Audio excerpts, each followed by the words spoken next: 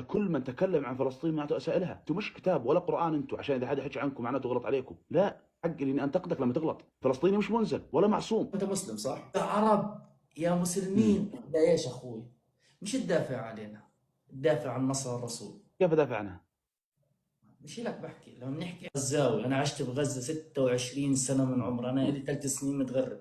ليش طلعت من غزه؟ ليش ما ضليتك هناك وقاومت؟ انت بدك تطعميهم؟ مش المفروض ارضك اولى من دخلك؟ انت براسك يا استاذ خذلت فلسطين، ليش ما ضليتك بغزه؟ موت من الجوع عشان ارضك.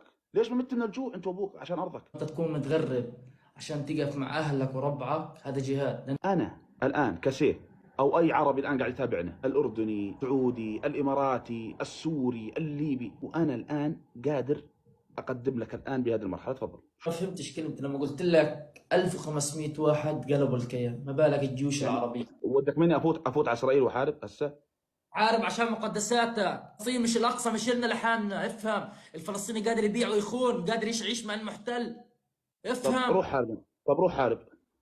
انا هنا، انا في اوروبا، انا ممنوع احكي عن فلسطين. انا لا في لا، اطلع، اوروبا. خذ طياره، خذ طياره، خذ طياره، فوت عبر، اهرب، اي اخي حاول روح. انك تدخل فلسطين، حاول. ايه بحكي عن فلسطين، انت تيجي تقول لي روح حارب، هذه خيانه. ما حارب طلعت في تهريب زي ما طلعت تهريب على اوروبا، ارجع تهريب على غزه وحارب. انسان الي ارضي والي وطني والي قائد عندي يامرني يقول لي احارب او لا احارب، وهو ادرى بمصلحتي. هذه نقطه. رقم اثنين، دينيا الله سبحانه وتعالى يقول واطيعوا الله ورسوله واولي الامر منكم. انا الان كدوله الاردن حلو اروح احارب ضد اسرائيل. اسرائيل مين معها؟ معها حلف الناتو، معها امريكا، ومعها حربي معهم خسرانه. حربي معهم عباره عن دخول اتدمر وارجع فقط. ما راح احرر ولا راح اسوي. وما تطلبوا التحرير غير منا يا سيدي، واجب علينا، ماشي انا معك.